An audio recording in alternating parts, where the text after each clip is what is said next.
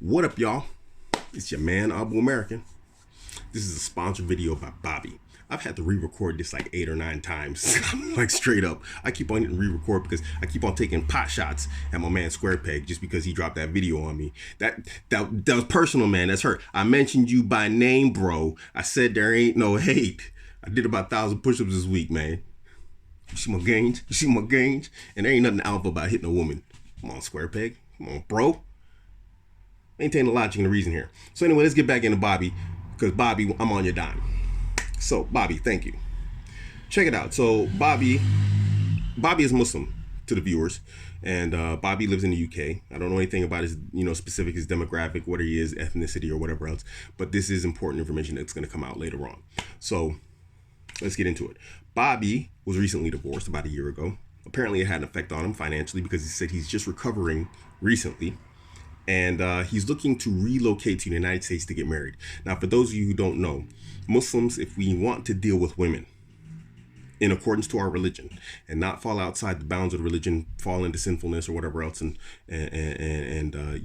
what we fear as in terms of the punishment of Allah for our behaviors and our transgressions against ourselves and against the rules of the religion, then if we want to deal with women, we got to get married. There's no again, outside of the religion, outside of marriage in our religion. So we have to get married.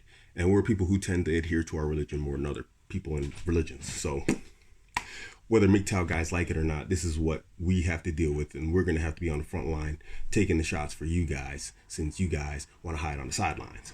So anyway, moving on. That's my pot shots back at, the MGTOW guys at me. So now he wants to relocate to the United States because of prenuptial agreements. Now, for those of you who don't know, in the United Kingdom, prenuptial agreements are null and void. You can write one up, you can have one signed, whatever else. You can even go to a lawyer and pay him to do it.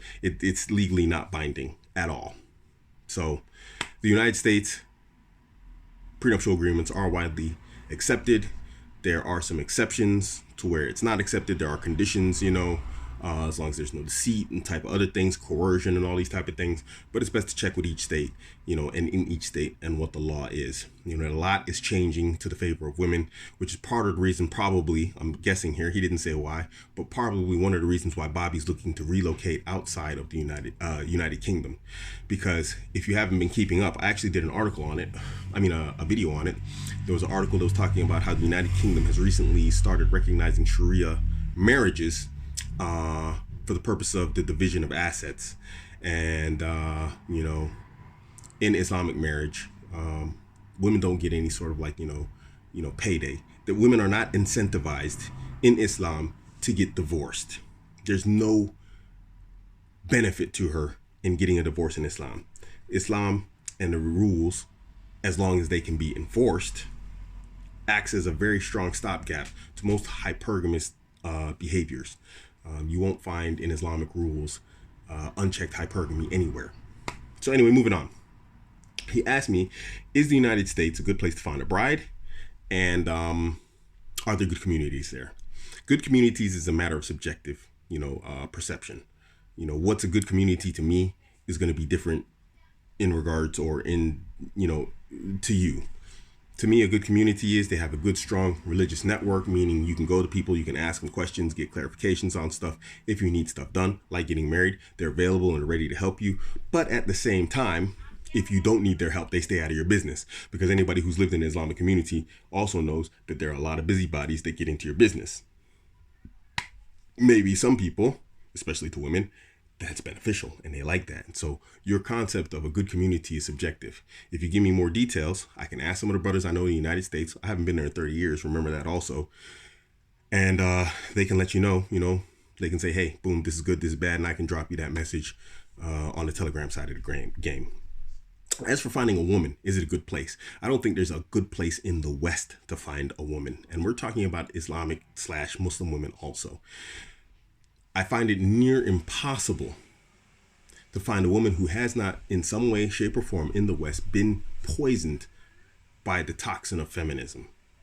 It's just far too alluring. It's far too appealing, for a woman not to take on and adopt some of its characteristics and its ideology if they were born and raised in the West and experience the deference that the West and its legal system gives women.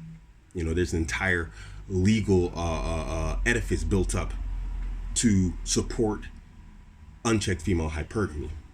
And even socially, when we have like no slut shaming, whatever else, LBGT, all that crap, we find that even Muslim women are like on these leftist, disgusting, liberal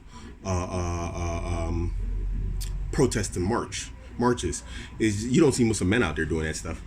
Sometimes you do, but you can see what type of guys those are. So in terms of finding a woman, I don't think there's anywhere in the West that's a good place to find a sister, or that you will find a sister that is good in the sense that we understand from an Islamic principle, which leaves the other option. Getting a woman from a developing world or in a purely Islamic society, well, not purely Islamic society, but, from an Islamic country, the Middle East, North Africa, parts of Sub-Saharan Africa, Far East Asia, parts of Far East Asia, and Southeast Asia, predominantly Muslim regions. Now, if you take that route, I don't advise bringing those women out of those regions, because again, feminism is ideology, the deference of the feminine imperative in Western society.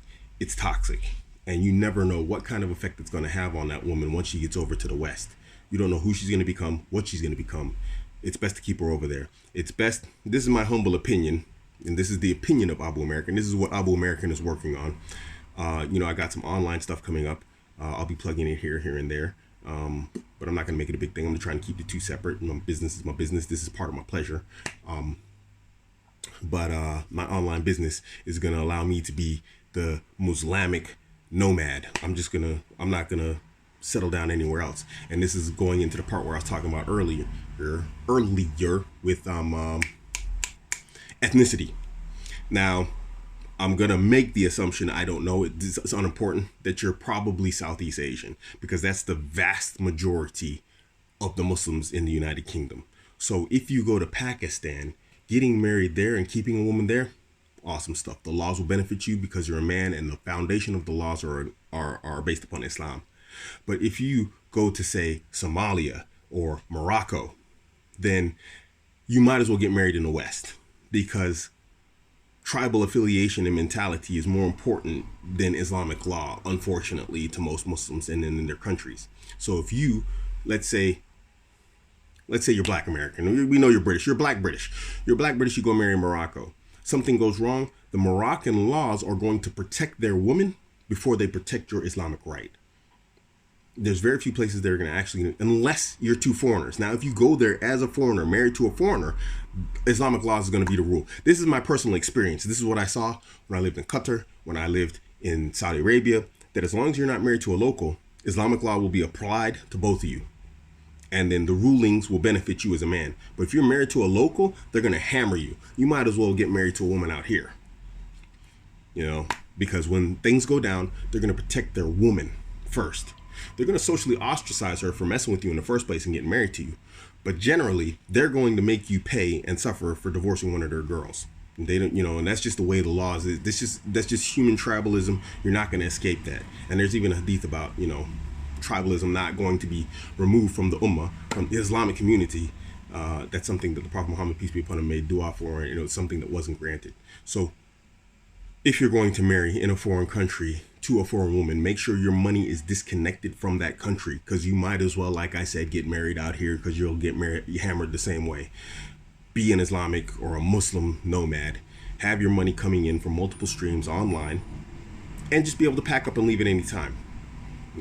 Even right now, as I am, as an Abuamerican, living in Germany, I can pack up and leave tomorrow. And I've got like 4 countries on lock that I can go to today, survive for months until I get my own thing going. But I'm here for my particular benefit. And you asked me about this. Why am I here in Germany? Is it because of the laws? No, the laws here in Germany are horrible. You don't want to get married here. The reason why nobody knows about the laws being so anti-man in Germany is because very few people speak German. And so there's no real translation for the laws here into the English language. But let me tell you, the laws here are just as bad as anywhere else, if not worse. Here in France, they're horrible. I'll give you an example of horrible. Let's say you're a white guy with a white wife, and your wife has a Chinese-eyed kid, or your wife has a very dark-skinned kid. Obviously, it's not yours. It is against the law in Germany and France for you to go and have a DNA test done on that child without the written consent of your wife. If you do it, say you go to France and you get the test done, they can fine you 5,000 euros for getting it done. If the company is in Germany and you're in Germany, you get the test done, you can be fined 5,000 euros and the company can be fined 300,000 euros for doing the test without her permission. And by law, because you're in a marriage, the child is yours. It even says in there, despite the child not having your look in terms of color, skin, this, that, the other. It covers like even the eyes. That's why I said Chinese. It covered like the eyes being, more Asian style, Far East Asian style. All that's covered in the law. The West is done. And that's why it's falling apart. It's part of the reason why they're mad about Muslims. That's why you got Square Peg talking about Islamic, religious mumbo jumbo, whatever else. Our marriages do tend to stay intact more than other groups, and they're going to hate us for that. But it is what it is. You got to take your necessary precautions, and you're thinking ahead. Thinking ahead, understand that you have no protection. Even under Islamic marriage law, you're going to get hit somewhere. If you cohabitate with a woman, they can apply that as a, what does they call it? Marriage-like relationship or something like this, and they can nail you. If you have children, they can definitely nail you. If whatever, the laws are too skewed towards women in the West for you to really have a safe and secure relationship with women. The most you can do is be ready to bounce at any moment.